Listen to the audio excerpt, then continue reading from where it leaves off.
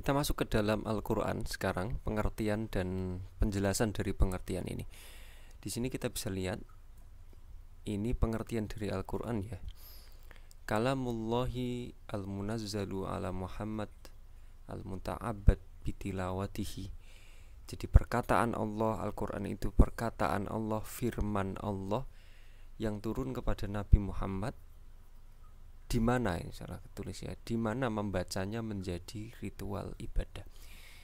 Nah, ini bukan satu-satunya definisi, nanti teman-teman juga bisa menemukan di dalam referensi yang lain, definisi-definisi yang lain. Misalkan ditambahi, diturunkan melalui perantara malaikat Jibril, berbahasa Arab, diriwayatkan secara mutawatir, adanya tantangan kepada masyarakat Arab pada waktu itu untuk membuat semisalnya.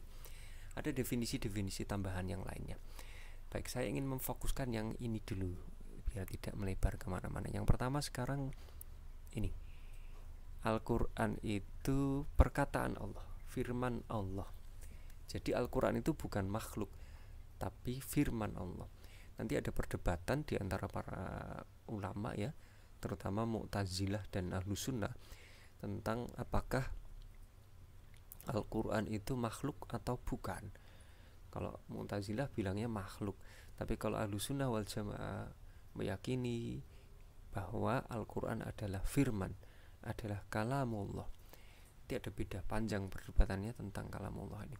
Baik, jadi Al-Quran kalamullah itu perkataan Allah, itu hakikatnya ya perkataan. Nah, tapi perkataan Allah itu kan banyak ya, macam-macam, tidak hanya di dalam Al-Quran saja. Nah, maka tidak semua perkataan Allah itu menjadi Al-Quran. Al-Quran banyak menceritakan bahwa Allah itu berkata-kata dengan banyak makhluk, tidak hanya kepada Nabi Muhammad. Misalkan Allah berkata, berfirman kepada para malaikat, para nabi yang lain selain Nabi Muhammad, bahkan kepada hewan juga itu Allah berfirman kan, pada jin, iblis dan lain-lain. Nah, apakah semua perkataan Allah itu menjadi Al-Quran? Tentu saja tidak otomatis jadi Al-Quran. Maka kesimpulan perkataan Allah di sini adalah perkataan Allah itu bisa banyak macam jenisnya.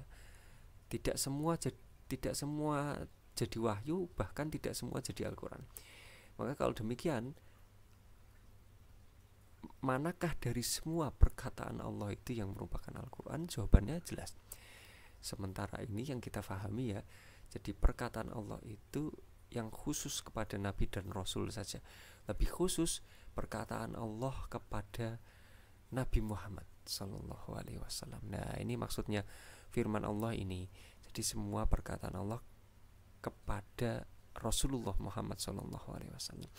Ditegaskan yang kedua, diturunkan kepada Nabi Muhammad. Nah, jadi Al-Quran itu kan perkataan Allah, namun sebatas hanya perkataan kepada para nabi dan rasul saja.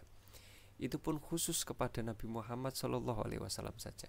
Sedangkan perkataan Allah kepada nabi-nabi yang lain bisa saja merupakan perkataan Allah dan menjadi kitab suci, Taurat, Injil, Zabur, Suhuf Ibrahim, Suhuf Musa, tapi tidak jadi Al-Quran. Karena apa? Tidak diturunkan kepada Nabi Muhammad. Tapi tidak bisa dipungkiri juga bahwa di dalam Al-Quran pun banyak kita temukan kisah para nabi terdahulu beserta kutipan-kutipan wahyu yang Allah Subhanahu wa Ta'ala turunkan kepada mereka. Banyak. Kemudian yang ketiga, Al-Quran itu membacanya jadi ibadah loh. Al-Quran itu membacanya jadi ritual ibadah. Maksudnya gini, jadi pertanyaan penting dan perlu hati-hati kita menjawabnya, yaitu apakah semua perkataan Allah kepada Nabi Muhammad itu berarti Al-Quran? Tadi sudah kita jawab ya. Bisa saja itu jadi hadis, tidak jadi Al-Quran. Nah, sekilas mungkin kita menganggapnya itu Al-Quran, perkataan Allah kepada Nabi Muhammad. Tapi jawabnya kurang tepat gitu. Kenapa? Karena ternyata ada banyak perkataan Allah kepada Nabi Muhammad yang tidak termasuk ke dalam ayat-ayat Al-Quran. Di An-Najm 2-4 ini, terutama yang ini, wa ma yantiqu anil hawa in huwa illa wahyu yuha. Nabi Muhammad itu tidak mengucapkan dari hawa nafsunya,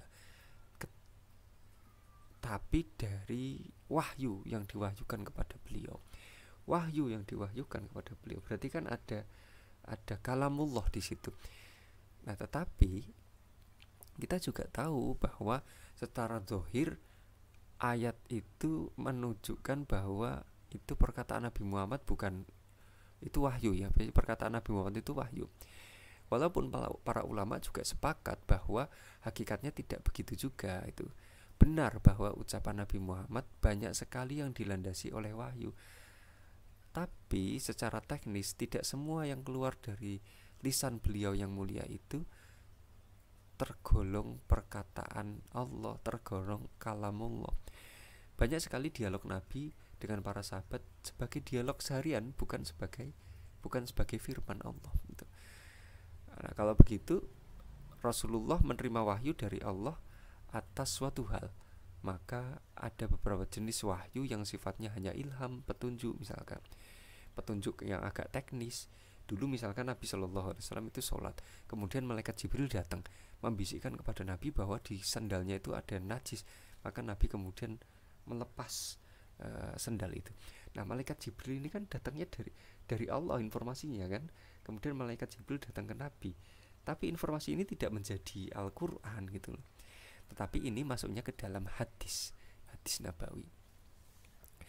Jadi untuk membedakan mana wahyu yang masuk kategori Al-Quran, mana yang bukan, para ulama kemudian menambahkan satu poin penting dalam membuat definisi Al-Quran itu, yaitu wahyu yang apabila dibaca akan mendatangkan pahala. Istilahnya dalam bahasa Arab itu al-muta'abbadu bitilawatihi. Poin yang menjadi identitas yang tidak kalah penting dari Al-Quran, poin ini membedakan jenis wahyu kepada Nabi Muhammad. Jadi kalau yang ketika dibaca itu menjadi ibadah tersendiri, maka itu Al-Quran. Tapi kalau tidak jadi ibadah tersendiri, tidak jadi ibadah ritual, maka itu masuk dalam kategori hadis. Jadi kategori yang ketiga ini ya, ini sebenarnya ini untuk membedakan Al-Quran dengan hadis qudsi nanti ada. Oleh karena itu di dalam sholat misalkan diwajibkan kita membaca ayat-ayat Al-Quran. Namun tidak boleh kita membaca hadis qudsi atau hadis nabawi di dalam Quran. Meskipun membaca hadis itu juga ibadah, tapi bukan ritual ibadah khusus. Ritual ibadah belajar hadis Nabi, belajar hadis qudsi, bukan yang dimaksud di sini membacanya jadi ritual peribadatan. Rasul juga menegaskan bahwa Al-Quran itu setiap hurufnya jadi pahala, kelipatan 10 kali lipat, setiap hurufnya dilipat gandakan lagi. Sampai beliau Sallallahu Alaihi Wasallam itu menegaskan bahwa alif lam mim itu bukan satu huruf, tapi 3 huruf berdiri sendiri-sendiri. Nah, hadis itu tidak mendatangkan pahala sebagaimana pahala Al-Quran ketika Al-Quran itu dibaca, terutama di dalam sholat.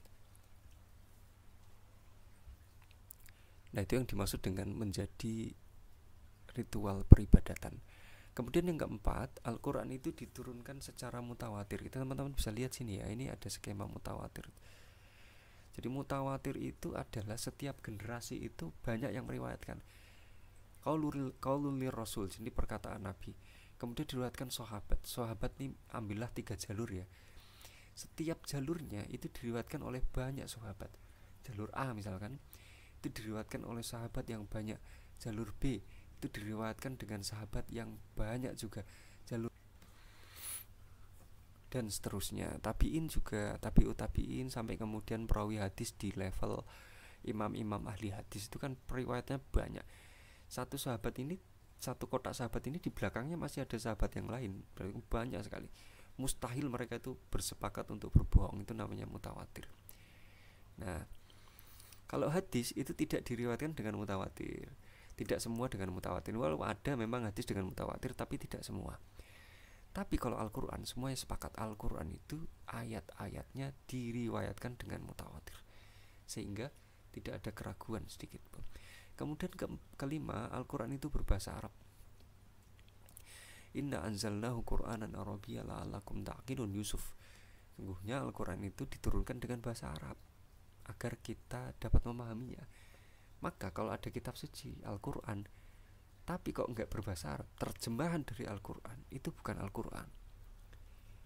Itu ya. Jadi bedakan terjemahan Al-Quran dengan Al-Quran. Al-Quran itu yang bahasa Arabnya itu. Tapi kalau terjemahan itu bukan bagian dari Al-Quran, tetapi itu adalah tafsir dari Al-Quran. Maka orang sholat itu baca Qurannya, Al-Fatihahnya harus bahasa Arab, tidak boleh diganti bahasa Indonesia.